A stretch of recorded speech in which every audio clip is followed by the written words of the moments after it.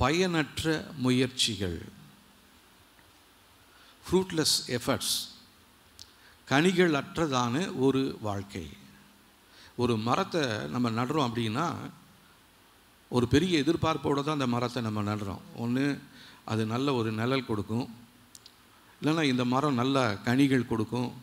அதுக்காக தேடி போய் வெளியேறப்பட்டதான விசேஷித்ததான ஒரு கன்றை ஒன்றை வாங்கி கொண்டு வந்து அதை நம்ம வீட்டில் வைப்போம்.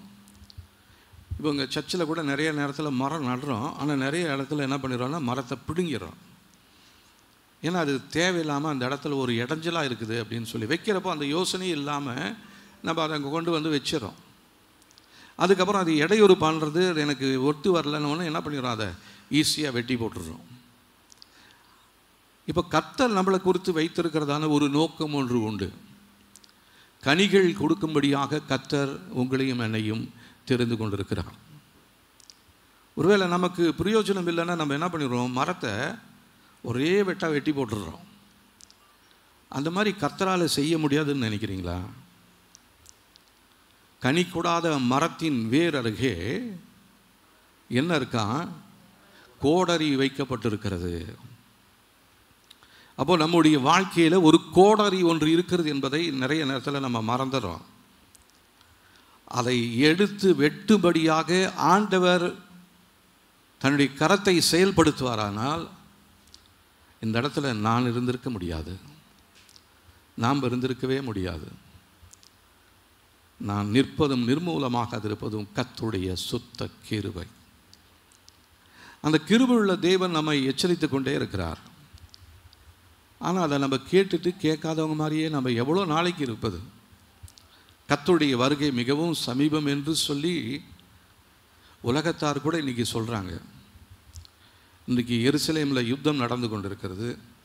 அந்த யுத்தத்துக்கு மத்தியில் அநேக காரியங்களை நிறைய பேர் பார்க்குறாங்க. பார்த்துட்டு இயேசுவை ஏற்றுக்கொண்டவர்கள் நிறைய பேருடைய சாட்சிகள் இன்றைக்கு நம்ம யூடியூப்பில் வந்துட்டே இருக்குது. அநேக முஸ்லீம் மதத்தினர் ஆண்டவரை ஏற்றுக்கொள்கிறாங்க. அவங்களுக்கு கர்த்தர் பிரத்யேகமாக தன்னை காட்சி கொடுத்து நான் தான் உண்மையான தேவன் என்று சொல்லி அவங்களை நிலைநிறுத்தியிருக்கிறார். இப்போது நீங்கள் ரட்சிக்கப்பட்ட பொழுது கர்த்தருடைய சத்தத்தை கேட்டீங்களா? எதை வைத்து நீங்கள் ரட்சிக்கப்பட்டீங்க? இல்லை இவங்க சொன்னாங்கன்னு நீங்கள் வந்தீங்களா? யார் அழைச்சதுன்னு நீங்கள் வந்தீங்க? அதை கொஞ்சம் யோசித்து பாருங்களேன். உங்களை கூப்பிட்டது யார்? சபைக்கு வாங்கன்னு உங்களை அழைத்தது யார்? அழைத்திருக்கிறவங்க ஒரு மனுஷனாக இருந்தாலும் அந்த மனுஷன் மூலமாக ஆண்டவர் தான் உங்களை அழைத்திருக்கிறார். காரணம், நாம் அவரை தெரிந்து கொள்ளவில்லை, அவர் நம்மை தெரிந்து கொண்டபடியினாலே நம்மை முடிவு பரியந்தம் நிலைநிறுத்த வளர்த்த கர்த்தர் போதுமானவராக இருக்கிறார். ஒரு இடத்துல சொல்லுவார் பவுல், நான் விதைச்சேன், இன்னொருத்தன் அதுக்கு நீர் பாய்ச்சிறான், ஆனால் விளைய செய்கிறது யார் தெரியுங்களா? கர்த்தர் தான். அப்போது நீங்கள் ஒருவேளை உங்கள் முயற்சினால், உங்களுடைய குடும்பத்தினுடைய முயற்சினால், உங்களுடைய சொந்தக்காரங்க முயற்சினால் நீங்கள் வந்திருந்தாலும் உங்களுடைய வாழ்க்கையில் ஆசீர்வாதத்தை கொடுத்து உங்களை வளர செய்கிறவர் தேவன்தான். அதற்குரிய இடமாகத்தான் சபையை கர்த்தர் கொடுத்திருக்கிறார். அப்போது அந்த வளரக்கூடிய சூழ்நிலைகளை சரியாக உருவாக்கும்படியாக ஆவியானவர் ஊழியக்காரர்கள் மூலமாக நம்மோடு பேசிக்கொண்டே இருக்கிறார். அப்போ நாங்கள் ஏதோ எங்கள் வாயில் வந்தது ஏதோ ஒன்று பார்த்து நாங்கள் பேசுகிறோம் தயவு செஞ்சு நினைக்காதீங்க. ஆண்டவர் இதை பேசணும்னு சொல்கிறதுனால தான் உங்களோட நாங்கள் இந்த காரியங்களை பேசி கொண்டிருக்கிறோம். அது கேட்பதும் கேட்காமல் இருப்பதும் கேட்டு அதன்படி கீழ்ப்படிவதும் அது உங்களுக்குரியதான காரியம். அதை நாங்கள் கண்டிப்பாக நீங்கள் இதை தான் செய்தாகணும் அப்படின்னு சொல்லி உங்களை யாரும் கட்டாயப்படுத்த மாட்டோம், கட்டாயப்படுத்த முடியவும் முடியாது. கட்டாயப்படுத்தினாலும் நாம் அதுக்கு கீழ்ப்படியவும் மாட்டோம். ஏன்னா தேவன் எத்தனையோ முறை நம்மளோட பேசியுமே நம்ம கீழ்ப்படியாதப்போ மனுஷனுடைய வார்த்தைகளை நாம் கேட்டு கீழ்ப்படுகிறன்றது ரொம்ப ஒரு பெரிய ஒரு கொடூரமான ஒரு காரியமாக இருக்கிறது. அப்போ தேவன் நம்மை வைத்ததற்கு ஒரு காரணம் இருக்கிறது. நம்மளிடத்தில் ஒரு எதிர்பார்ப்பை கர்த்தர் உண்டாக்கி இருக்கிறார். எதற்காக உங்களுக்கு பிள்ளைகளை கொடுத்திருக்கிறார்? எதற்காக உங்களுக்கு திருமண வாழ்க்கையை கொடுத்திருக்கிறார், எதற்காக உங்களுக்கு விசுவாசின்ற ஒரு அந்தஸ்தை கொடுத்திருக்கிறார், எதற்காக தேவனுடைய பிள்ளைகள் என்று சொல்லி உங்களுக்கு ஒரு புது நாமத்தை கர்த்தர் கொடுத்திருக்கிறார், எதற்காக ரட்சிப்பின் வஸ்திரத்தை உங்கள் மேல் கர்த்தர் போட்டிருக்கிறார் என்று சொன்னால் அது ஒவ்வொன்றுக்கும் ஒரு நோக்கம் ஒன்று உண்டு. அந்த நோக்கம் இல்லாமல் நீங்கள் ரட்சிக்கப்படலை. உங்களை குறித்து ஆண்டவர் என்ன சித்தம் வைத்திருக்கிறார்? நிறைய பேர் ஜெபம் பண்ணுவாங்க, ஆண்டவர் உங்களுடைய சித்தத்தின்படி என்னை நடத்துங்க அப்படின்னு சொல்லிட்டு ஜெபம் பண்ணிவிட்டு, ஆனால் நிறைய நேரத்தில் அவங்களுடைய சித்தத்தின்படி போயிட்டே இருப்பாங்க. கேட்டால் நான் காலையிலேயே ஜெபம் பண்ணிட்டேன், தேவனுடைய சித்தத்துக்கு ஒப்பு கொடுத்து ஜெபம் பண்ணிட்டேன், என் வாழ்க்கையில் வரதெல்லாம் தேவனுடைய சித்தம் என்று சொல்லி. அப்படி தயவு செஞ்சு நினைக்காதீங்க. தேவனிடத்தில் இரவும் பகலும் நாம் ஒரு தொடர்பை வைத்து கொள்ள வேண்டும். அப்போ தான் அவருடைய சத்தத்தை நம்மளால் கேட்க முடியும். நாமெல்லாம் அவருடைய ஆடுகள். தேவனுடைய வார்த்தை என்ன சொல்லுது? என் ஆடுகள் என்னுடைய சத்தத்தை கேட்கிறது. நீங்கள் தேவனுடைய ஆடுகளாக இருப்பீர்களானால் நிச்சயமாகவே தேவனுடைய சத்தத்தை இந்த நாளிலே நீங்கள் கேட்டுக்கொண்டே இருக்கிறீங்க. கேட்டதான சத்தங்களுக்கு நாம் கீழ்ப்படுகிறதே இல்லை. மேற்கொண்டு அவர் எப்படி நம்மளை நிரப்புவார்?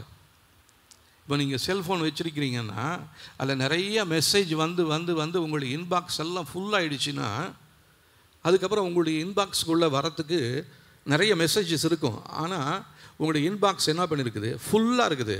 ஆனால் செய்திகள் அப்படியே சுற்றிக்கிட்டே இருக்குது. நீங்கள் எப்போ அந்த இன்பாக்ஸை கிளியர் பண்ணுறீங்களோ அந்த நேரத்தில் பாருங்கள், உங்களைய சுற்றி இருக்கிறதான அந்த செய்திகளெல்லாம் மடன்னு வந்து அந்த இன்பாக்ஸை நிரப்பிக்கிட்டே இருக்கும். எத்தனை பேர் அதை பார்த்துருக்கிறீங்க, உணர்ந்துருக்கிறீங்கன்னு தெரியல.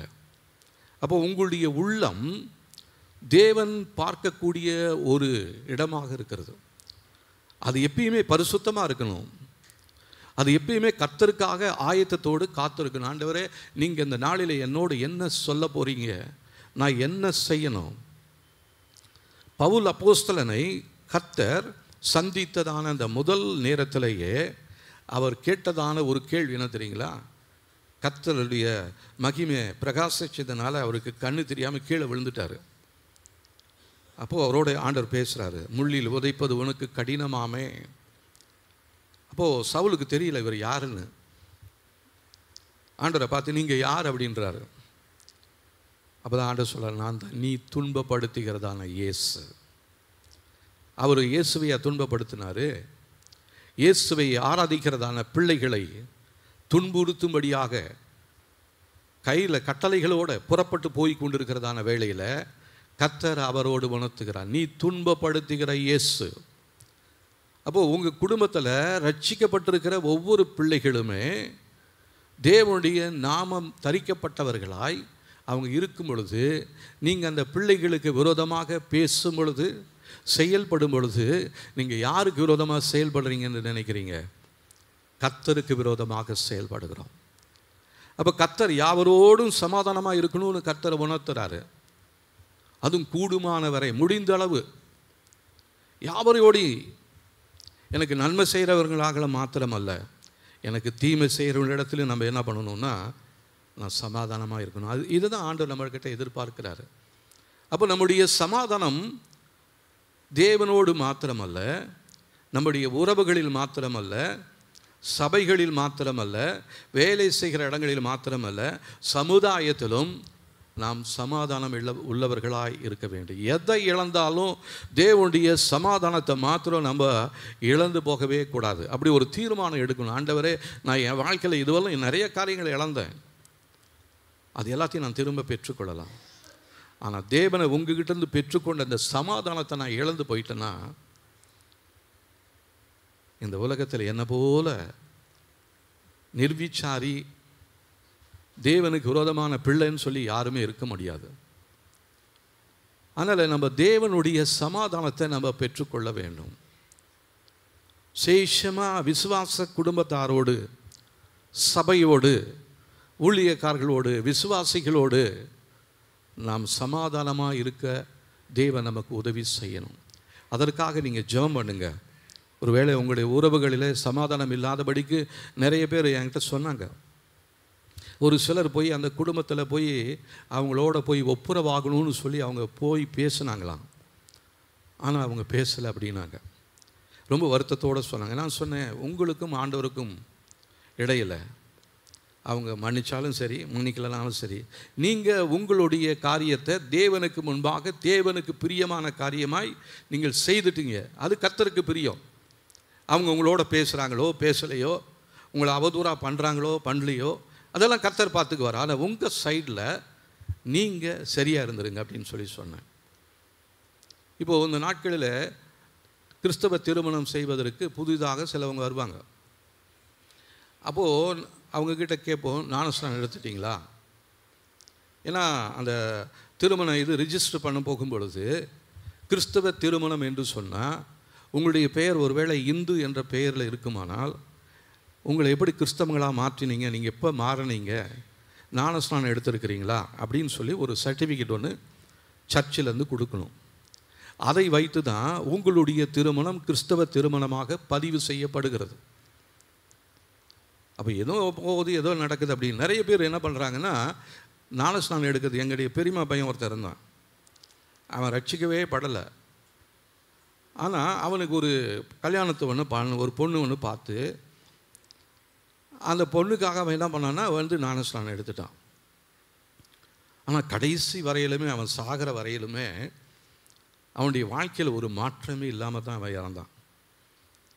அவனுடைய மரண முடிவு ரொம்ப மோசமான ஒரு முடிவாக இருந்தது. ஏன்னா அவன் பெற்றுக்கொண்ட ரட்சிப்பை பெற்றுக்கொள்ளலை. அவன் ஞானஸ்நானம் எடுத்ததும் சரியில்லை. ஏதோ அவதி பகுதியாக ஏதோ தண்ணியில் மூழ்கின கோழி மாதிரி அவனை என்ன பண்ணிட்டாங்க, முக்கி எடுத்துட்டாங்க. ஒரு இடத்துல ஒருத்தர் விதமாக சொன்னார், அந்த ஊழியக்காரர். அவர் ஞானஸ்நானம் கொடுக்கும் பொழுது ஒரு மனுஷன் தன்னுடைய ஒரு கையை மாத்திரம் அப்படியே உயர்த்திக்கிட்டாராம். தண்ணிக்குள்ளே முங்கவே இல்லை, எல்லாம் முங்குது, கையை மாத்திரம் உயர்த்துறாராம். அப்போ அந்த ஊழியக்காரர் கேட்டார், ஏன் இந்த கையை மாத்திரம் ஏன் உனக்குன்னு? இல்லை, ஒருத்தன் என்னை அடிச்சிட்டான், அவனை நான் அடிக்கணும், இந்த கையால் அடிக்கணும், அதனால் நான் இந்த கையை முங்க மாட்டேன், நான் முங்கிட்டேன்னா நான் மாறிடுவேனே அப்படின்னு சொல்லி. இன்னொருத்தர் அதோட கொஞ்சம் புத்திசாலி. அவர் என்ன பண்ணார் தெரியுங்களா, தண்ணியில் இருந்துக்கிட்டே ஞானஸ்நானம் எடுக்கும் பொழுது அவங்க பையன் பக்கத்தில் இருக்கிறான். டேய், அவனை நான் அடிக்கணும், நான் அடிக்காமல் விட்டுட்டு இப்போ ஞானஸ்நானம் எடுக்கிறேன், இனிமேல் என்னால் அடிக்க முடியாது, அதனால் நீ ஞானஸ்நானம் எடுக்கிறதுக்கு முன்னாடி அந்த மனுஷனை அடிச்சுட்டு அதுக்கப்புறம் ஞானஸ்நானம் எடுன்னு சொல்லுறான். அப்போது நம்ம இந்த மாதிரி ஒரு வேஷத்தை போட்டுக்கொண்டு நீங்களும் நானும் ஞானஸ்நானம் எடுக்கக்கூடாது. அப்படி எடுத்திருந்தால் அந்த ஞானஸ்நானம் பரலோகத்தினாலே அங்கீகரிக்கப்படாது. ஒருவேளை சபையில் அங்கீகரிச்சிருக்கலாம், ஊழியக்காரங்க உங்களோட ஞானஸ்நானம் எடுத்தவங்கன்னு நாங்கள் நினைக்கலாம். ஆனால் பரலோகத்துக்கு முன்னாடி நீங்கள் ஞானஸ்நானம் பெற்றவர்களே கிடையாது. சற்று ஆழமாக யோசித்து பாருங்கள். அப்போது ஞானஸ்நானம் எடுக்கிறதுக்கு முன்னாடி நம்ம ஒப்புரவாக வேண்டியது. அந்த நாட்களிலெல்லாம் ரட்சிக்கப்பட்டோம்னு சொன்னால் ரொம்ப கஷ்டம். இப்போ என்ன பண்ணிடுறோம், நாவினாலே இயேசுவே தேவன் என்று சொல்லி அறிக்கை செய்கிறதான யாவரும் ரட்சிக்கப்படுகிறார்கள், தேவனுடைய வார்த்தை சொல்லுது.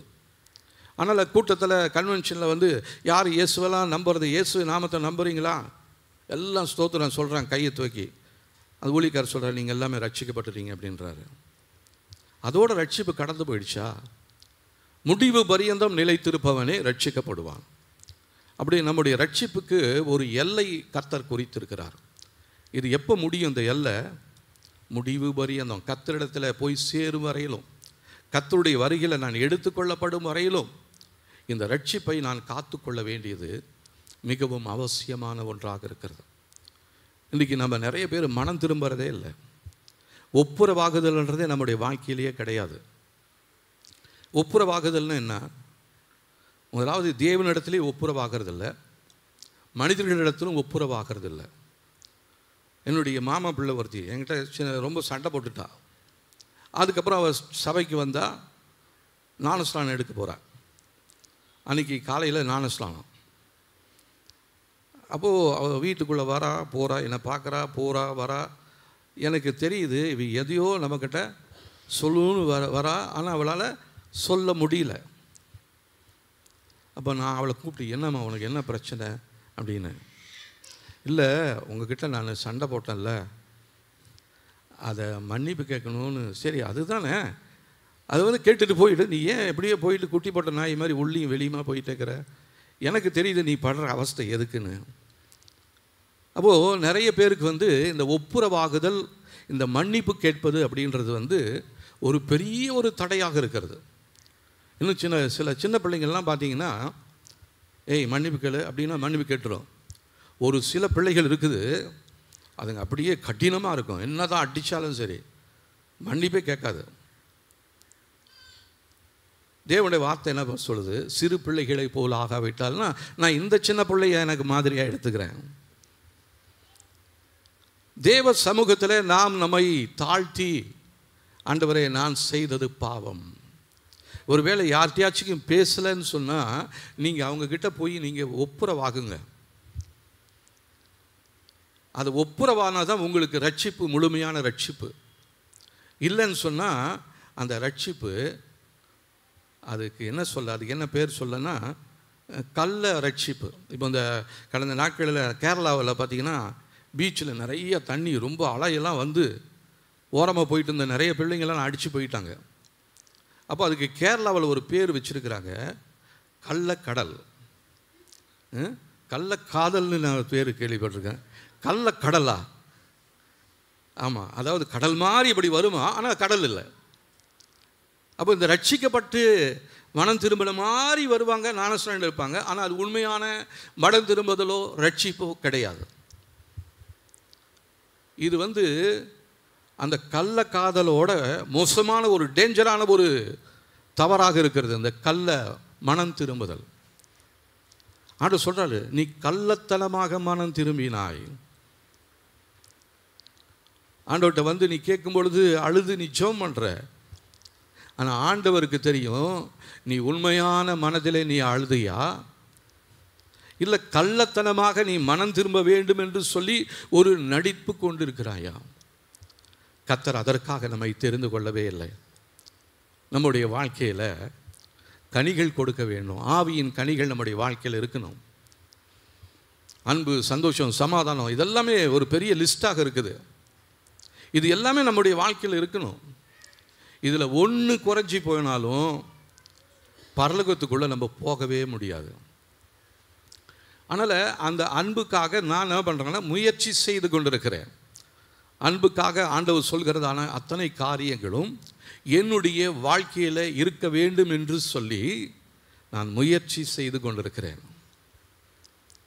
இன்னும் ஒருவேளை ஏதாவது ஒரு பிரச்சனை இருக்கலாம், ஒருவேளை என்னிடத்தில் உங்களுக்கு காணப்படுகிற ஏதாவது தவறுகள் இருந்தால் நீங்கள் தயவு செய்து என்னிடத்தில் வந்து சொல்லலாம்.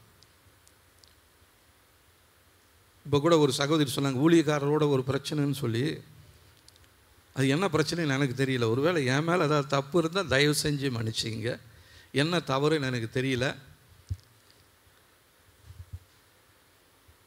அப்போது நம்ம ஒருத்தரோடு ஒருத்தர் ஒப்புரவாக வேண்டும். இந்த ஒப்புரவாகுதல் என்பது உண்மையான ஒரு ஒப்புரவாகுதலாக இருக்க வேண்டும். போலியான ஒரு மனம் திரும்புதலாக இருக்கக்கூடாது. சவுல் பார்த்தீங்கன்னா அவர் இஸ்ரவேலின் முதலாவது ராஜா. கர்த்தர் அவர்கிட்ட சொல்கிறாரு, நீ அமலேக்கிற இடத்துல யுத்தம் பண்ண போகிற, எதையுமே இல்லாமல் எல்லாத்தையும் என்ன பண்ணணும் தெரியுமா? சாகடிக்கணும், ஒருத்தர் விடாமல். ஒன்று கோழி, ஆடு, மாடு எல்லாத்தையும் வெட்டி போட்டணும்னு ஆண்டவர் சொல்கிறாரு. சாமுவேல் தீர்க்கதரிசி வராரு, சவுலுக்கிட்ட கேட்குறாரு, எல்லாத்தையும் பண்ணிட்டியா? எல்லாம் பண்ணிட்டாங்க. அப்போது என் காதில் கேட்குற இந்த ஆடு மாடெல்லாம் என்ன அது? அப்போ சவுல் சொல்கிறாரு, ஆண்டவருக்கு பலி செலுத்துறதுக்காக அங்கே பிடிச்சதில் நல்லதெல்லாத்தையும் சிலதெல்லாம் எடுத்து நான் ஆண்டவருக்கு பலி செலுத்தும்படியாக வச்சிருக்கிறேன். ஆண்டவர் சொல்கிறாரு, தேவனுக்கு கீழ்ப்படுகிறதை பார்க்கலாம் பலி ஒன்றும் சிறந்தது கிடையாது. நீ கொடுக்குற காணிக்கை ஒன்றும் பெருசு கிடையாது. முழு இருதயத்தோடு நீ என்ன பண்ணணும்? நீ அதெல்லாம் வெட்டி போட்டிருக்கணுமே, நீ செஞ்ச தவறு. அதனால் கர்த்தர் உனக்கு பதிலாக வேற ஒருத்தனை ராஜாவாக கர்த்தர் ஏற்கனவே தீர்மானம் பண்ணிட்டார். அவருடைய சமூகத்திலேருந்து உன்னை தேவனை எடுத்து போட்டு விட்டார் அப்படின்னு சொல்லிட்டு போகும் பொழுது சாமுவேல் என்ன பண்ணுறார், சவுல் என்ன பண்ணுறார் தெரியல. இது சாமுவேலுக்கும் சவுலுக்கும் பர்சனலாக ஒரு டிஸ்கஷன். ஜனங்கள்லாம் பார்த்துட்டு இருக்கிறாங்க. என்ன பேசிகிட்டு இருக்கிறாங்க, ஊழியக்காரரும் தீர்க்கதரிசியும் ராஜாவும் என்னமோ பேசுகிறாங்க அப்படின்னு நினைக்கிறாங்க.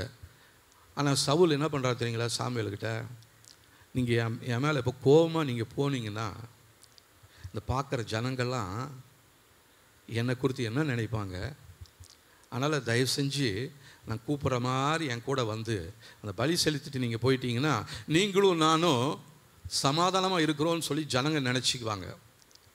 தேவன் என்ன நினைக்கிறாருன்னு அவருக்கு கவலை இல்லை. சாமுவேலோட சவுல் சமாதானமாக இருக்கிறாருன்றதை தெரிஞ்சு கொள்ள வேண்டும் என்று சவுல் என்ன பண்ணுறாரு, சாமுவேல்கிட்ட போய் இவர் விண்ணப்பம் பண்ணுறாரு. சாமுவேல் போகும் பொழுது இவர் என்ன பண்ணுறாரு தெரியுங்களா, அவருடைய வஸ்திரத்தை பிடித்து இழுக்கிறார், வஸ்திரம் கிழிஞ்சு போயிடுது. உடனே சாமுவேல் சொல்கிறாரு, கர்த்தர் உன்னுடைய ராஜ்ய பாரத்தையும் கிழித்து விட்டார். நீ உண்மையாக மனம் திரும்பி இருந்தீன்னா ஜனங்களுக்கு முன்னாடி நீ என்ன பண்ணியிருக்க மாட்ட, மாய்மாலம் பண்ணியிருக்க மாட்ட. ஆமாம் ராஜா, நான் செஞ்சது தவறு தான், கர்த்தர் சொன்னார், அவருடைய வார்த்தைகளுக்கு கீழ்ப்படியல, எனக்கு கர்த்தர் தயவாக மன்னிக்கட்டும், நீங்களும் என்னுடைய அந்த பலிக்கு வாங்க, உங்களை நான் கூப்பிட்றேன்னு சொல்லி சவுல் ஒரு வேளை கூப்பிட்டு இருந்தாருன்னா கர்த்தர் ஒரு வேளை மனம் மாறி இருப்பார்.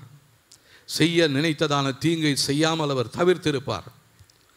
ஆனால் சவுல் என்ன பண்ணுறாரு, சாமுவேலுக்கிட்ட ஜனங்களுக்கு முன்பாக தன்னை நீதிமானாய் காட்டும்படியாய் ஒரு போலியான ஒரு நடிப்பை நடித்து கொண்டிருக்கிறார். ஆகவே இந்த நாளிலும் நம்ம ஒப்புரவாக வேண்டியவர்களோடு ஒப்புரவாகணும்.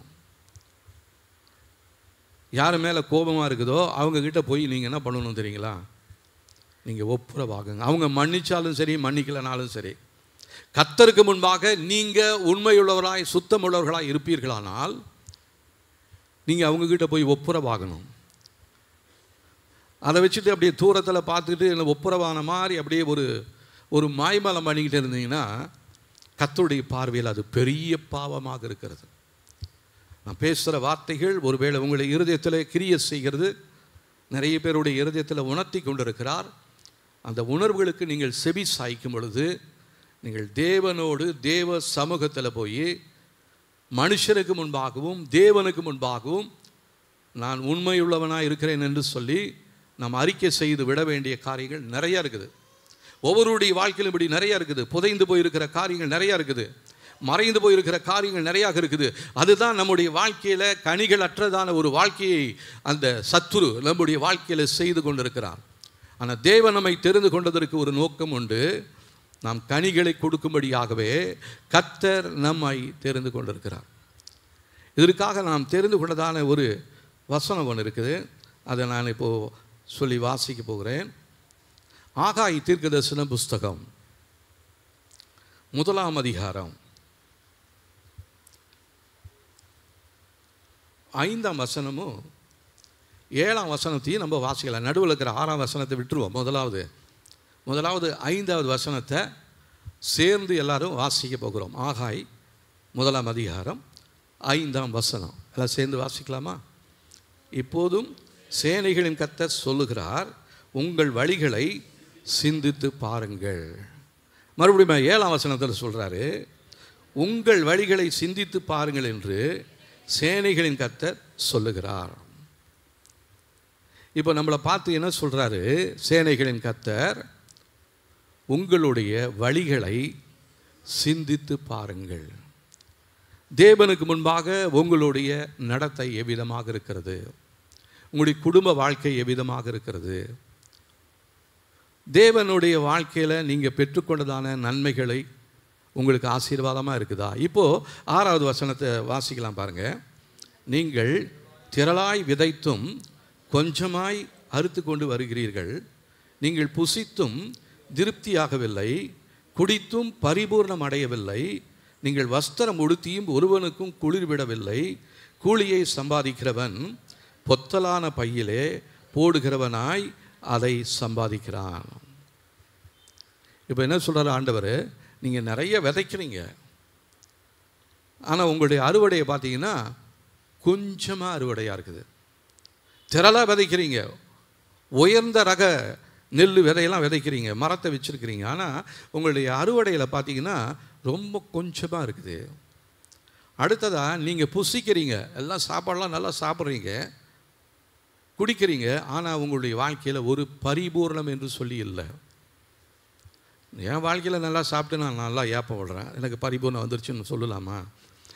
தேவன் இந்த இடத்துல சொல்கிற பரிபூர்ணம் என்பது நம்முடைய ஆவி, ஆத்மா, சரீரத்தில் வர வேண்டியதான ஒரு செயல்பாடாக இருக்கிறது. அடுத்ததாக, நீங்கள் வஸ்திரம் உடுத்தியும் ஒருவனுக்கும் குளிர் விடவில்லை. நிறைய கம்பளி அதெல்லாம் போட்டாலும் உங்களுக்கு என்ன பண்ணல, குளிர் விடலை, இன்னும் நீங்கள் நடுங்கிக்கிட்டே இருக்கிறீங்க.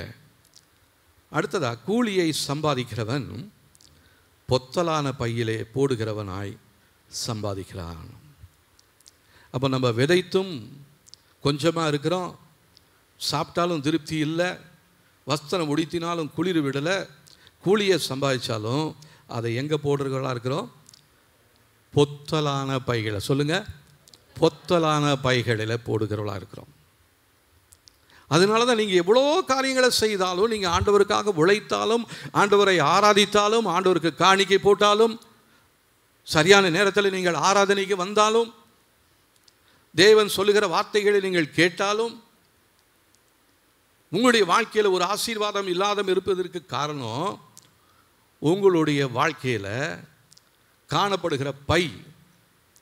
அது எப்படி இருக்குது தெரியுங்களா? எப்படி இருக்கு? பொத்தலான பையாக, ஓட்ட பையாக இருக்குது. அன்றைக்கி ஒரு அம்மா ரேஷன் கடையிலேருந்து சர்க்கரை வாங்கிட்டு போகிறாங்க. போகும்பொழுது பின்னாடி இருந்து பார்த்தா பின்னாடி அந்த சர்க்கரை அப்படியே கோடு போட்டுக்கிட்டே போகுது. அவங்களுக்கு தெரியல, பாவம், அவங்க வீடு எவ்வளோ தூரம்னு தெரியல. ஒருவேளை போகிறதுக்குள்ளார முழு சர்க்கரை என்ன பண்ணியிருக்கலாம், எல்லாம் கொட்டி போயிருக்கலாம். ஆனால் அவங்களுடைய எண்ணம் என்ன, ரேஷனில் போட்டதான சர்க்கரை வாங்கிட்டேன், இது என் வீட்டுக்கு போய் காப்பி போடுறதுக்கு, ஜூஸ் போடுறதுக்கு, எல்லாத்துக்கும் உதவும் அப்படின்னு தான் வேகமாக போகிறாங்க. ஆனால் அந்த பையில் ஒரு ஓட்டை இருக்கிறது அவங்களால தெரியல. இப்போ நம்முடைய வாழ்க்கையிலுமே இப்படி தான் ஓட்டையாக இருக்குது. எந்த இடத்துல ஓட்டை இருக்குதுன்னு நமக்கு தெரியல. பொத்தலான பையை நம்ம வச்சுக்கிட்டே இருக்கிறோம். ஒரு சாட்டு பாக்கெட்டில் ஒரு ஓட்டை இருக்குதுன்னு வச்சுங்க, இல்லைன்னா கைப்பை ஒன்று வச்சுருப்பீங்க, சின்ன கைப்பை, ஹேண்ட்பேக் ஒன்று வச்சுருப்பீங்க, அதில் ஒரு ஓட்டை இருக்குதுன்னு வச்சுங்க. நீங்கள் அதில் என்ன பண்ணுவீங்க, சாவி போட்டிருப்பீங்க, உங்களுடைய முக்கியமான அந்த டாக்குமெண்ட்ஸ் எல்லாம் அதில் வச்சுருப்பீங்க, முக்கியமான செல்ஃபோனெல்லாம் வச்சுருப்பீங்க. இதெல்லாம் நீங்கள் போகும்பொழுது என்ன பண்ணுது, ஒவ்வொன்றா அப்படியே போயிட்டே இருக்குது. நீங்கள் இதெல்லாம் பார்க்காம போய்கிட்டே இருந்துட்டு திடீர்னு ஃபோன் பண்ணலான்னு நினச்சா ஃபோனை பார்த்தா ஃபோனை காணோம். எங்கே போச்சு? பையில் தான் நான் போட்டேன். பை அப்புறம் தான் பார்க்குறேன், பை ஒரு ஓட்ட பையாக இருக்குது. நான் கொண்டு வந்ததான எந்த பொருளுமே அதில் இல்லை, சாவியை தொலைச்சிட்டேன். இதனால தான் நிறைய பேருடைய வாழ்க்கையில் குழப்பமும் கலக்கமும் இருக்குது. ஒரு நிம்மதி இல்லாமல் போயிடுச்சு. பையில் ஏகப்பட்ட ஓட்டைகள் இருக்குதுங்க. ஒரு ஓட்டை 2 ஓட்டையாக இருந்தால் பரவாயில்ல.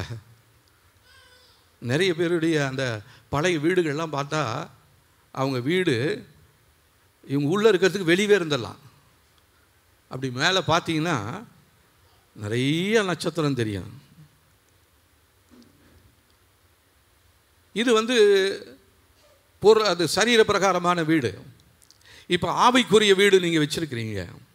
உங்களை சுற்றி ஒரு பாதுகாப்பை கர்த்தர் கொடுத்துருக்கிறார். மேகஸ்தம்பம், அக்னி ஸ்தம்பம் எல்லாம் இருக்குது. ஆனால் மேகஸ்தம்பத்திலையும் அக்னி ஸ்தம்பத்திலையும் பிசாசினாலே எரியப்பட்டிருக்கிற தீமையான அம்புகள் உங்களுடைய வாழ்க்கையில் நிறைய ஓட்டைகளை போட்டிருக்கிறது. அதனால தான் நீங்கள் ஜெபம் பண்ணுறீங்க பாதுகாப்பாக இருக்கணும்னு. ஆனால் உங்கள் வாழ்க்கையில் தேவையில்லாத பிரச்சனைகள் வந்து கொண்டே இருக்கிறது. இவ்வளோ கான்கிரீட் போட்டதான இந்த பில்டிங்குள்ளே எப்படி வர முடியும்? ஆவிக்குரிய ரீதியில் ஏதோ ஒரு ஓட்டை உங்களுடைய வாழ்க்கையில் இருக்கிறது. பொத்தலான பை உங்களுடைய வாழ்க்கையில் இருக்கிறது. அந்த பொத்தலான பையை நீங்கள் சரி செய்யாத வரையிலும் உங்களுடைய வாழ்க்கையில் தேவன் ஆசீர்வாதத்தை கொடுக்கிறாரு. கொடுக்கிற ஆசீர்வாதத்தை உங்களால் தக்க வைத்து கொள்ள முடியவில்லை. கண்ணீர் விட்டு அழுகிறீங்க. வசனம் என்ன சொல்லுது? கண்ணீரோடு விதைக்கிறவன் கம்பீரத்தோடு அறுவடை பண்ணுவான். ஆனால் உங்களுடைய கண்ணீருக்கு ஒரு பதிலுமே இல்லை, ஒரு கம்பீரமான ஒரு அறுவடையே இல்லை. ஏன்? நீங்கள் திரளாய் விதைத்தாலும் கொஞ்சமாய் அறுத்து கொண்டு வருகிறீர்கள். காரணம் என்ன தெரியுங்களா? அதுக்கு பின்னாடி வசனங்கள் வாசிக்கலாம் பாருங்க. 9ஆம் வசனம் பாருங்க. அதிகமாய் வரும் என்று நீங்கள் எதிர்பார்த்திருந்தும் இதோ கொஞ்சம் கிடைத்தது. நீங்கள் அறுத்து வீட்டுக்கு கொண்டு வந்ததும் நான் அதை ஊதி போடுகிறேன். எது நிமித்தம் என்றால், என் வீடு பாழாய் கிடக்கும் பொழுது நீங்கள் எல்லாரும் அவனவன் தன் தன் வீட்டிற்கு ஓடி போகிறீர்களே, இது நிமித்தமே என்று சேனைகளின் கர்த்தர் சொல்லுகிறார். திரளாய் அறுத்து கொண்டு வந்தாலும் வீட்டுக்குள்ளே கொண்டு வரும் பொழுது கர்த்தர் என்ன பண்ணுறாரா, அதை ஃபோ அப்படின்னு சொல்லி ஒரு ஊதுறாரு. எல்லாம் வெளியே போயிடுது. ஏன்னா தேவனுடைய ஆலயம் அது கட்டாதபடி இருக்கும் பொழுது நீங்கள் என்ன பண்ணிட்டு இருக்கிறீங்க? அவங்க தான் வீட்டுக்கு போயிட்டு இருக்கிறீங்க, ஓடி போயிட்டு இருக்கிறீங்க.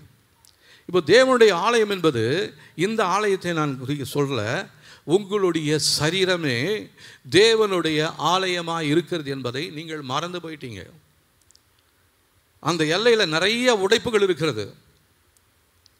நீங்கள் நினைக்கிறீங்க நீங்கள் மாத்திரம்தான் இருந்து ஜெபம் பண்ணுறீங்கன்னு. எல்லாம் இருக்குது. சர்ப்பத்தின் ஆவி இருக்குது, பறவைகளின் ஆவி இருக்குது. நம்ம நிறைய காரியங்கள் அந்த ஜெபத்தில் சொல்லிக்கிட்டே இருக்கிறோம். இதெல்லாம் என்னதுன்னு நம்ம யோசிக்கலாம். பாம்பு எப்படி என் வீட்டுக்குள்ளே வந்துச்சு? ஓட்டை இருக்குது, அதை பயன்படுத்தி உள்ளே வந்துருச்சு. ஓட்டை எப்படி வந்துச்சு? ஒரு பெருச்சாலி ஒன்று ஓட்டை போட்டு உள்ளே வந்துருச்சு. அஸ்திபாரத்தில் ஏன் இப்படி வீரல் சுவர் பெரிய வீரலாக இருக்குது? அஸ்திபாரம் சரியில்லை. அப்போ இதெல்லாத்தையும் நம்ம சரி பண்ணாமல் நம்ம தேவ சமூகத்தில் வந்து ஆராதித்து கொண்டிருந்தாலும், திருவிருந்தை எடுத்து கொண்டிருந்தாலும், நம்முடைய வாழ்க்கையில் எந்த விதமான ஆசீர்வாதமும் ஒரு நாளும் தங்க போவதே கிடையாது. ஆகவே இப்போ நம்ம சற்று நம்முடைய வாழ்க்கையை நம்ம யோசித்து பார்க்க வேண்டும். நம்ம ஒரு சின்ன ஜெபம் பண்ண போகிறோம். ஜெபம் பண்ணலாமா? ஸ்தோத்திரம்.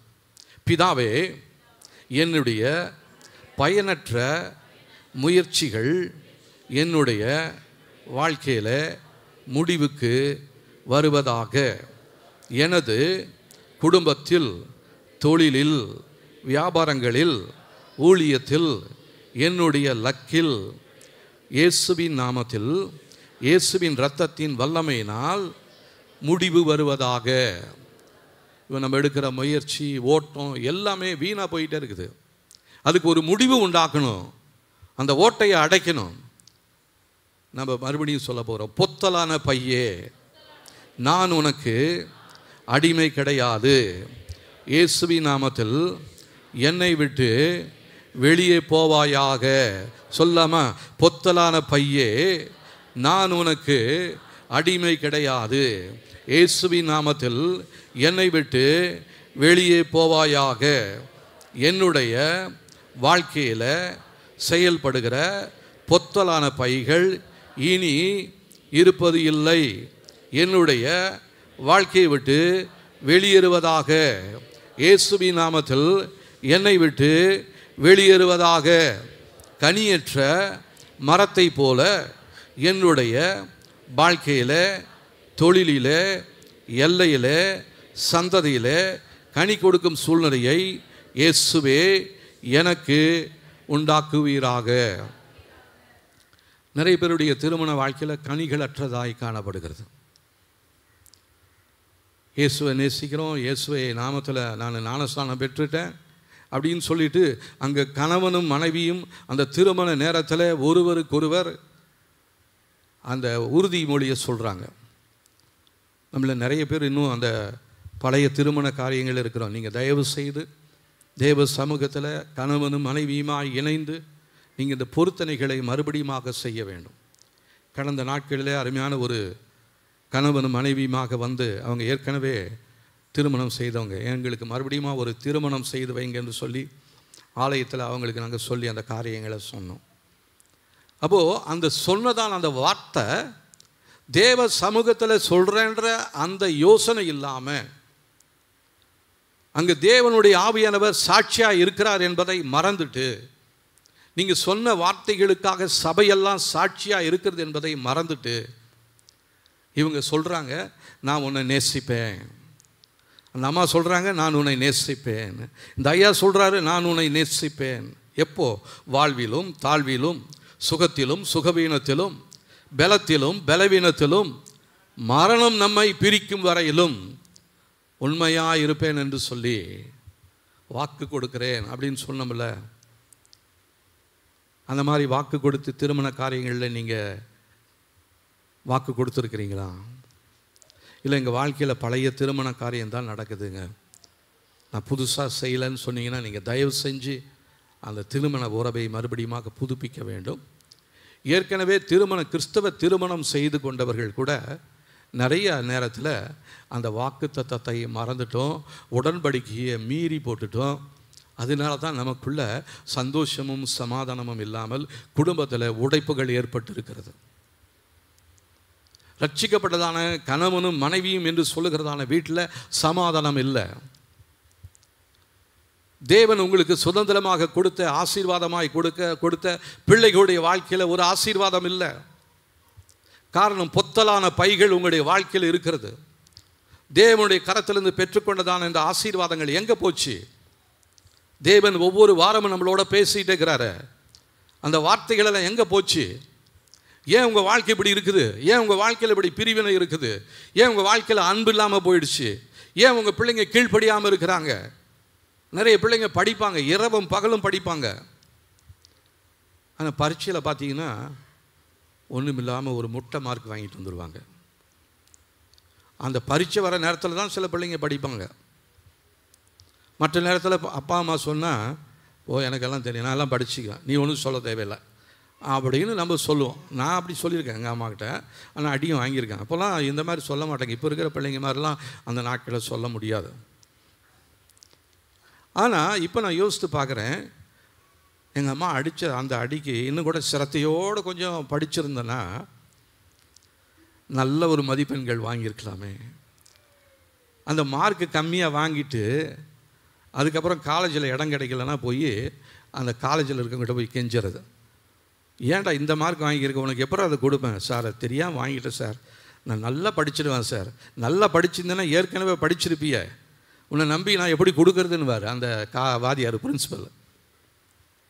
இப்படி தான் நம்முடைய வாழ்க்கை போயிட்டே இருக்குது. நிறைய ஓட்டம் இருக்குது, என்னமோ படிக்கிறீங்க, படித்தா எதுவுமே மூளையில் நிற்கவே மாட்டேனுது. ஏன்னா மூளையில் ஒரு ஓட்டம் ஒன்று வந்துருச்சு. பிசாசு உங்களை பார்த்து அம்பு விட்டு எரிஞ்சிட்டான். அதன் மூலமாக உங்களுடைய தலைப்பகுதியில் ஓட்டம் வந்துடுச்சு.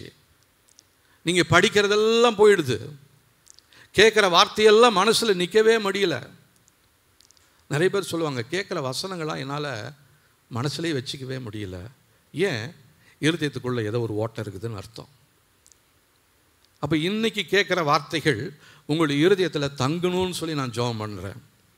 ஜெபம் பண்ணிட்டு வந்தேன், ஆண்டவரே இந்த நாளில் பேசுகிற வார்த்தைகள், கேட்கிற வார்த்தைகள் பிள்ளைகளுடைய இருதயத்தில் அது நல்ல நிலத்தில் விதைக்கப்பட்ட விதைகளாய் மாறி கனிகள் கொடுக்கும்படியாக கர்த்தர் இந்த நாட்களில் எங்களுடைய பிள்ளைகளை, எங்களுடைய சபையை, எங்களுடைய வாழ்க்கையை நீங்கள் மாற்றும்படியாக ஒப்பு கொடுக்கிறேன் என்று சொல்லி நான் ஜெபித்து கொண்டு வந்திருக்கிறேன். இரவு நேரங்களில் நான் இதுக்காக தான் அதிகமாக ஜெபம் பண்ணேன், கண்ணீர் விட்டு அழுது ஜெபம் பண்ணேன். ஆண்டவரே எங்களுடைய குடும்பம், எங்களுடைய சபை மக்கள் ஒரு புது ஆசீர்வாதத்துக்குள்ளே வரணும் ஆண்டவரே. இதுவரை அவங்க எதெல்லாம் இழந்து போனாங்களோ அதை எல்லாத்தையும் அவங்க 1000 மடங்கு பெற்றுக்கொள்ளும்படியாக கர்த்தர் அவளுக்குள்ள ஒரு மனம் திரும்புதலை, ஒரு மாற்றத்தை கர்த்தர் கொடுக்கும்படியாக ஒப்பு கொடுத்து ஜெபிக்கிறேன் என்று சொல்லி ஜெபித்து கொண்டு வந்திருக்கிறேன். அதனால் நிச்சயமாக ஆண்டவர் இந்த நாளில் உங்களுடைய வாழ்க்கையில் ஒரு மாற்றத்தை கொடுப்பார். உங்களுடைய பிள்ளைகளுடைய வாழ்க்கையில் ஒரு மாற்றத்தை கொடுப்பார். ஏன் உங்கள் பிள்ளைங்க அப்படி கீழ்ப்படியாமல் போயிட்டாங்க? ஏன் உங்கள் பிள்ளைகள் அப்படி வாழ்க்கையில் போயிட்டாங்க அப்படின்னா, காரணம் பெற்றோர்கள் அவங்க தேவ சமூகத்தில் பெற்றுக்கொண்ட வார்த்தைகளை காத்து கொள்ள முடியாதபடிக்கு அவங்களுடைய வாழ்க்கையில், இருதயத்தில் நிறைய ஓட்டைகள் இருக்கிறது. நிறைய பேர் ஓட்டை இருக்கிறது தெரியாமலே ஓடிக்கிட்டே இருக்கிறோம். நான் சொன்ன மாதிரி அந்த அம்மா ரேஷன் கடைக்கு வந்துச்சு, சர்க்கரையை வாங்கிச்சு, தூக்கிட்டு போச்சு, 5 கிலோ வாங்கியிருக்கும், வீட்டுக்கு போனால் 2 கிலோ கூட இருக்காது. அந்த அம்மா திரும்பி பார்த்துச்சுன்னா தெரியும், ஒரு வேளை ஐயோ அப்படி வழிநடக கொட்டிக்கிட்டே வந்திருக்கிறோமே.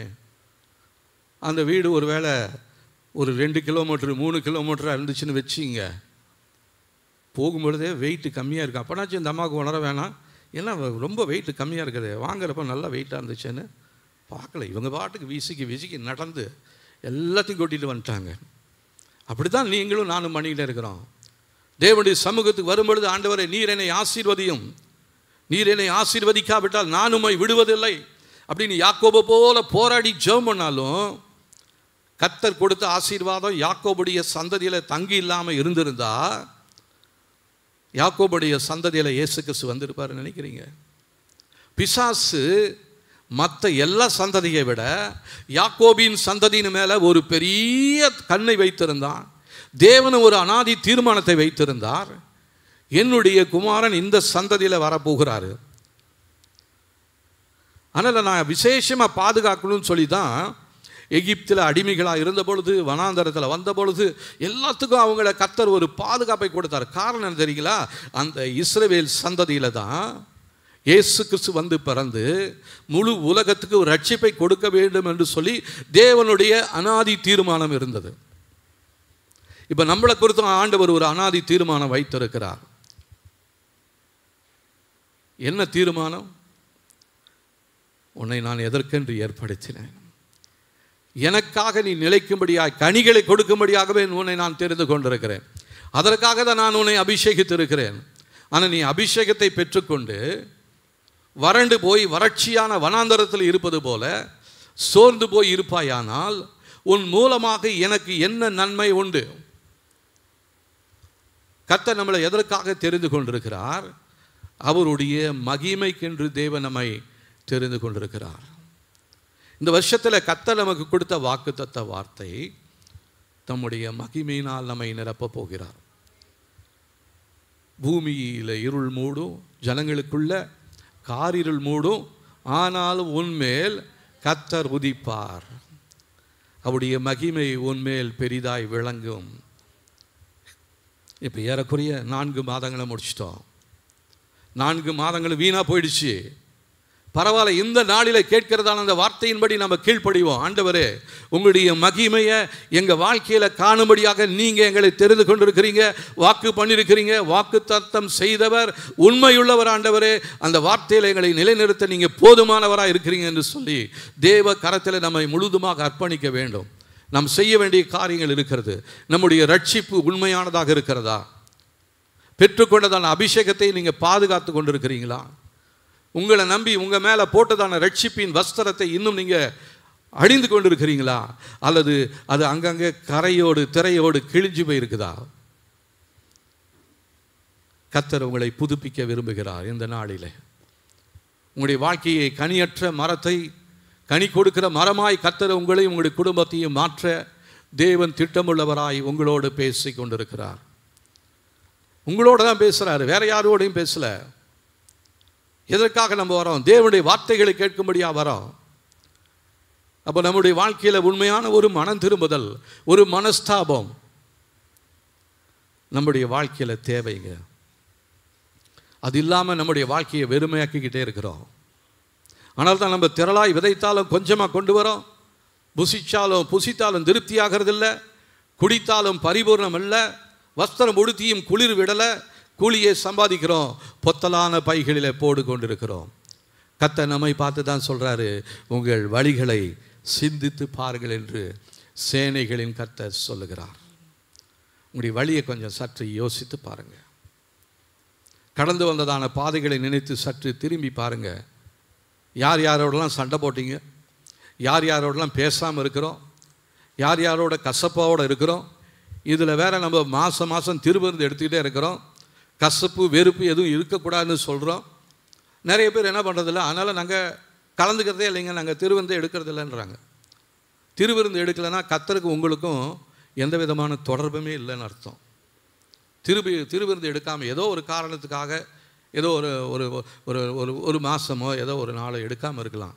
ஆனால் தொடர்ந்து அப்படியே நீங்கள் எடுக்காமல் இருக்கிறீங்கன்னா கர்த்தர் சொல்கிறாரு, உனக்கும் எனக்கும் எந்த விதமான பங்கும் இல்லை, பாகமும் இல்லைன்றாரு. ஆண்டவரோட நமக்கு பங்கு இல்லைன்னு வச்சுக்கோங்க, நீங்கள் என்ன தான் முதலீடு பண்ணாலும் உங்களுடைய முதலீட்டில், நீங்கள் என்ன தான் தொழில் செய்தாலும் உங்களுடைய தொழிலில் பொத்தலான பைகளிலே நீங்கள் போட்டு கொண்டு இருக்கிறீங்க. எவ்வளவு இன்வெஸ்ட் பண்ணாலும் சரி, உங்களுடைய இன்வெஸ்ட்மெண்ட் எல்லாமே டிமானிட்டேஷன் மாதிரி எல்லாமே என்ன பண்ணிகிட்டே இருக்கும், பின்னுக்கு போயிட்டே இருக்கும். கர்த்தர் அதற்காக உங்களுக்கு இந்த வேலையை கொடுக்கல, அதற்காக இந்த குடும்பத்தை கொடுக்கல, அதற்காக தேவன் தம்முடைய வார்த்தைகளை உங்களுக்கு கொடுக்கல. புறஜாதிகளை போல நம்ம இருக்கக்கூடாது. ஒரு காலத்தில் புறஜாதிகளை போல இருந்தோம். கர்த்தர் நம்மை தேடி வந்தார். எங்கோ நான் வாழ்ந்தேன், அறியாமல் அலைந்தேன், என் நேசர் தேடி வந்தீர். எங்கோ நான் வாழ்ந்தேன், அறியாமல் அலைந்தேன், என் நேசர் தேடி வந்தீர். நெஞ்சார அனைத்து முத்தங்கள் கொடுத்து நீழலாய் மாறிவிட்டீர். நெஞ்சார அனைத்து முத்தங்கள் கொடுத்து நீழலாய் மாறிவிட்டீர். எங்கோ நான் வாழ்ந்தேன், அறியாமல் அலைந்தேன், என் நேசர் தேடி வந்தீர். எங்கோ நான் வாழ்ந்தேன், என் நேசர் தேடி வந்தீர். நெஞ்சார அனைத்து முத்தங்கள் கொடுத்து நீழலாய் மாறிவிட்டீர். நெஞ்சார அனைத்து முத்தங்கள் கொடுத்து நீழலாய் மாறிவிட்டீர். நன்றி உமக்கு நன்றி அப்பா, நன்றி உமக்கு நன்றி அப்பா. பிதாவே அன்பான தேவா, அருமை இரட்சகரே, ஆவியானவரே, அப்பா பிதாவே அன்பான தேவா, அருமை இரட்சகரே, ஆவியானவரே. உளையான சேற்றில் வாழ்ந்த என்னை தூக்கி எடுத்தீரே. உளையான சேற்றில் வாழ்ந்த என்னை தூக்கி எடுத்தீரே. கல்வாரி ரத்தம் எனக்காக சிந்தி கழுவி அணைத்தீரே. கல்வாரி ரத்தம் எனக்காக சிந்தி கழுவி அணைத்தீரே. நன்றி உமக்கு நன்றி அப்பா, நன்றி உமக்கு நன்றி அப்பா. பிதாவே அன்பான தேவா, அருமை இரட்சகரே, ஆவியானவரே.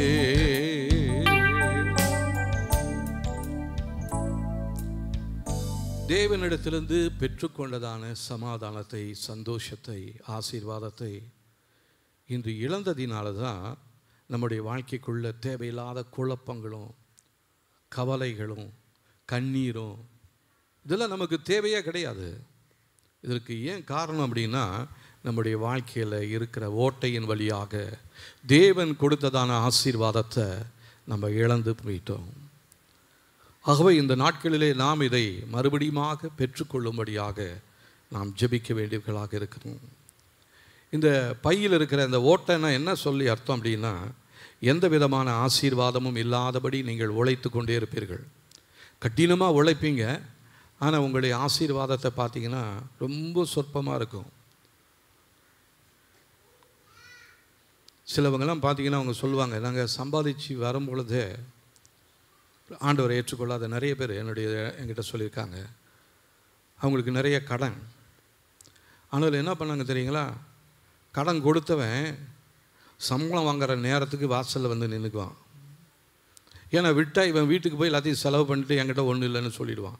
ஆனால் இவங்ககிட்ட கையெழுத்து போட்டு வாங்கும் பொழுதே என்ன பண்ணிடணும், பிடிங்கணுன்னு வாசப்படில் துண்டு வச்சுக்கிட்டு நினச்சி கழுத்தில் போட்டு இழுக்கிற மாதிரி இருப்பான். அந்த மாதம் முழுசும் நீங்கள் கடினமாக உழைச்சிருப்பீங்க, ஓவர் டைம் பண்ணியிருப்பீங்க, எல்லாத்தையும் வாங்கியிருப்பீங்க. ஆனால் உங்களுடைய உழைப்புன்னு பார்த்தீங்கன்னா ஒன்றுமே இல்லை.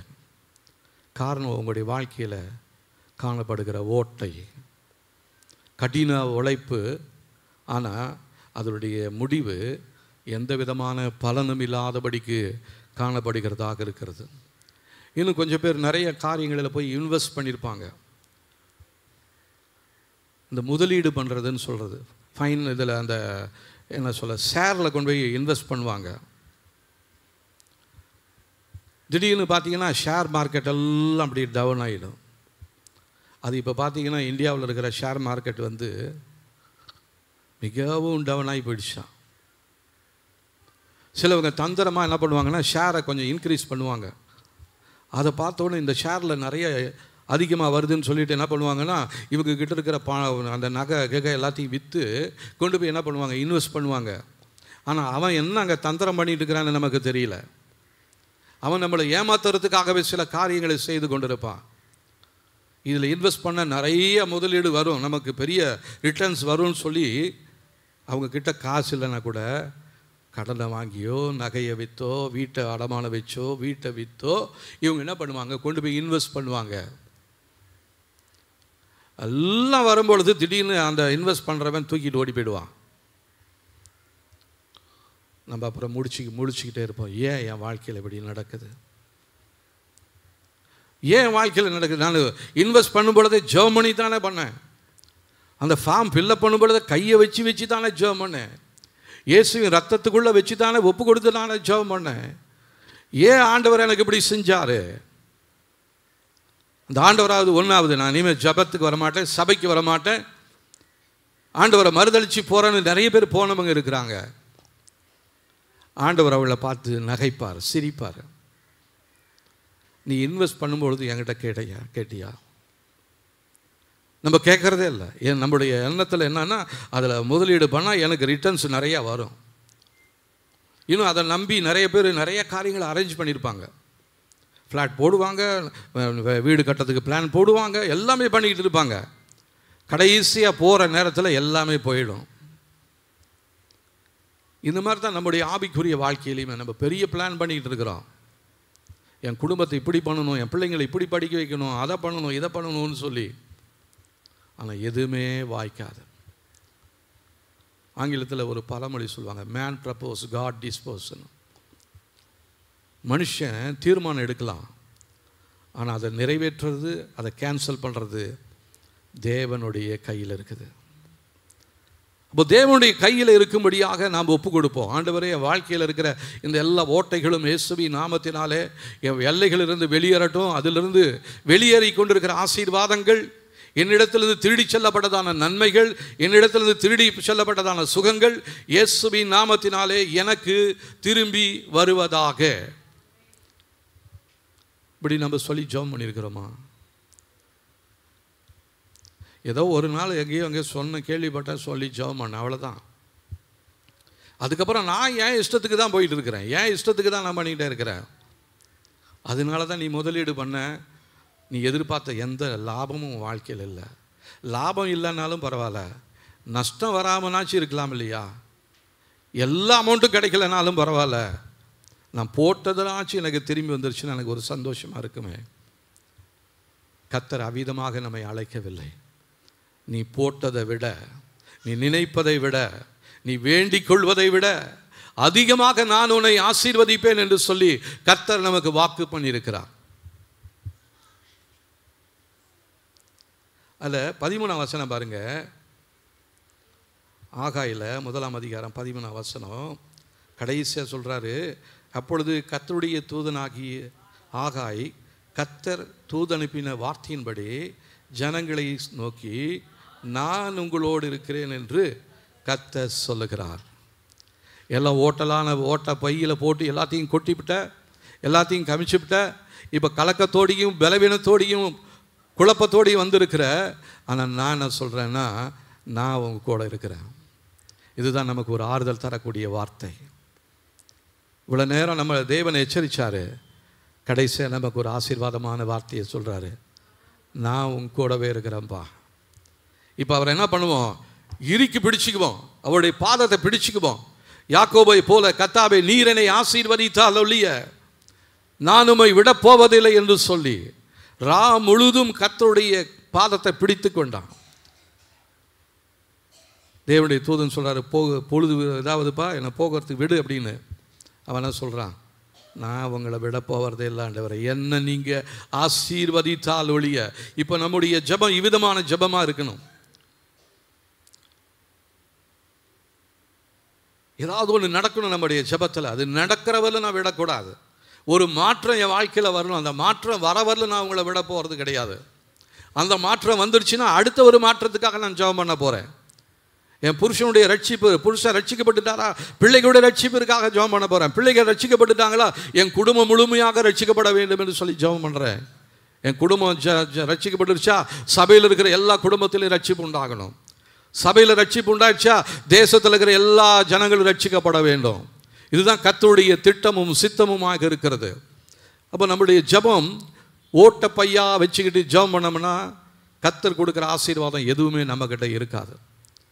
ஆகவே இந்த ஓட்டப்பை நம்முடைய வாழ்க்கையில் இருக்கும்படி இல்லாது போகும்படியாக நம்ம சொல்லி ஜெபிக்கணும்.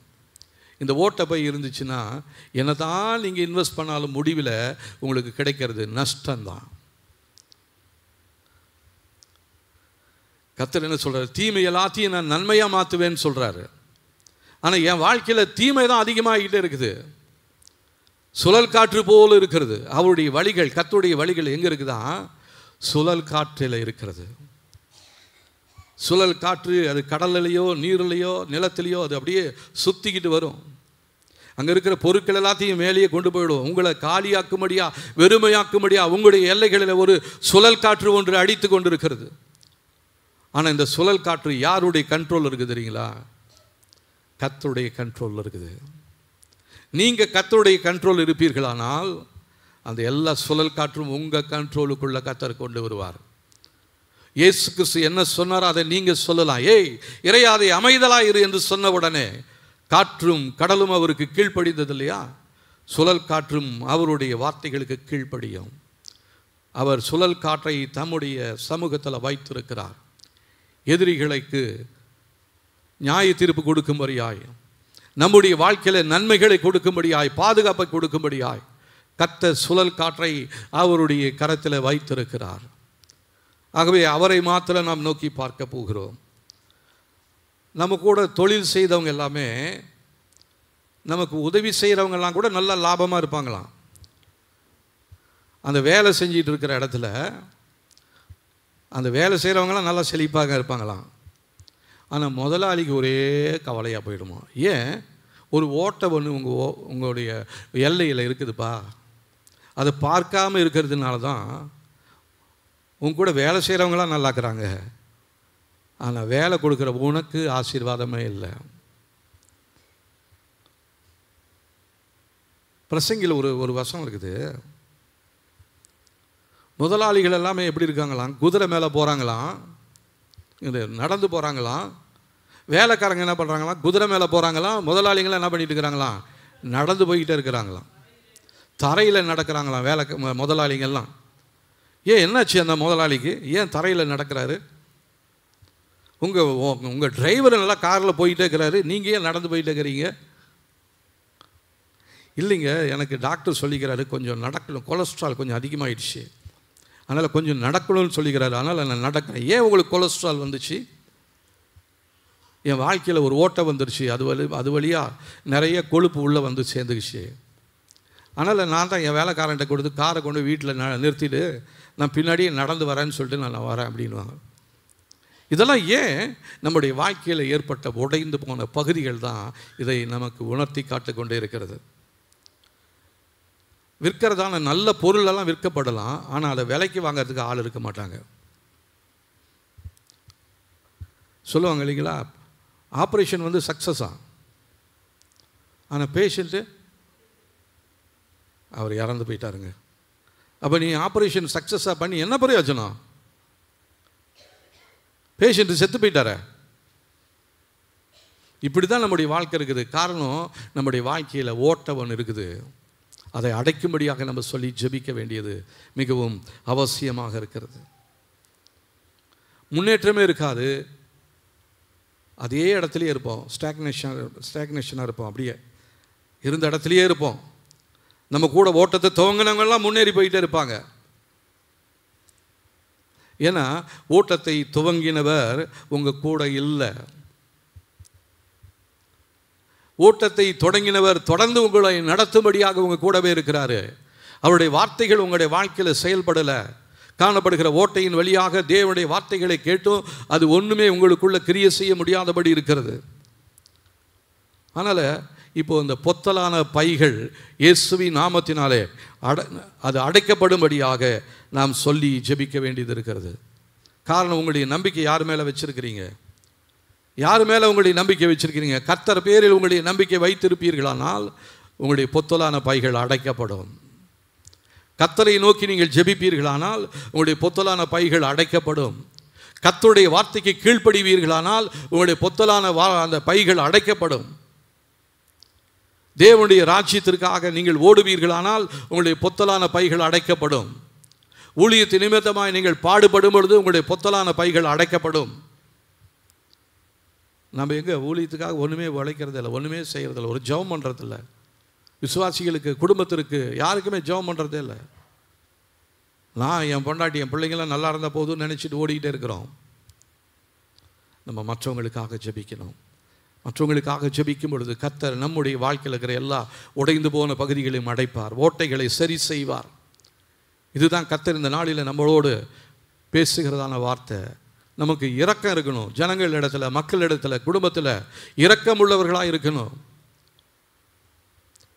பொத்தலான காரியங்கள் எதெல்லாம் உண்டு பண்ணி இருக்குதுன்னு சொல்லி அது எல்லாத்தையும் நம்ம வாழ்க்கையிலேருந்து வெளியேற்றும்படியாக தேவ சமூகத்தால் அர்ப்பணிக்கணும். ஆண்டவர், இந்த காரியம்லாம் என் வாழ்க்கையில் ஒரு பொத்தலை, ஒரு ஓட்டையை ஏற்படுத்தி கொண்டிருக்கிறது, இயேசுவின் நாமத்தினால என்னை விட்டு வெளியே போகட்டும் என்று சொல்லுங்க. கர்த்தர் நிச்சயமாகவே நம்மை ஆசீர்வதிப்பார். நம்ம இடத்திலிருந்து திருடி செல்லப்பட்டதான எல்லா நன்மைகளும் இயேசுவின் நாமத்தினாலே என்னிடத்திற்கு வருவதாக. என்னுடைய வாழ்க்கையில் ஓட்டை பைகளின் மூலமாக வெளியேறி இருக்கிற எல்லா ஆசீர்வாதங்களும் திரும்பி என் வாழ்க்கைக்குள்ளாக கடந்து வருவதாக அப்படின்னு சொல்லி நம்ம ஜெபிக்க வேண்டியதாக இருக்கிறது. அவ்விதமாக உடைப்புகள், ஓட்டைகள் அடைக்கப்படும் பொழுது நம்முடைய சரீர சுகத்தில், பொருளாதாரத்தில், குடும்பத்தில், தொழிலில், ஊழியத்தில், லக்கில் நம்மளால் எளிதாக அடைய முடியும். இல்லைன்னு சொன்னால் ஓடிக்கிட்டே இருப்போம், ஓடிக்கிட்டே இருக்கிறோம்னு சொல்லி. நம்ம ஓட்டம் ஒரு வெற்றியுள்ள ஒரு ஓட்டமாக மாற வேண்டும். கர்த்தர் என்னை குறித்து வைத்திருக்கிற நோக்கம் என்னுடைய வாழ்க்கையில் நிறைவேற வேண்டும். கர்த்தர் எதற்காக என்னை உருவாக்கினார், எதற்காக என்னை தெரிந்து கொண்டார், எதற்காக என்னை அபிஷேகித்திருக்கிறார், ஏன் அந்த குடும்பத்தில் உங்களை மாத்திரம் ஏன் ஆண்டவர் தெரிந்து கொண்டிருக்கிறார்?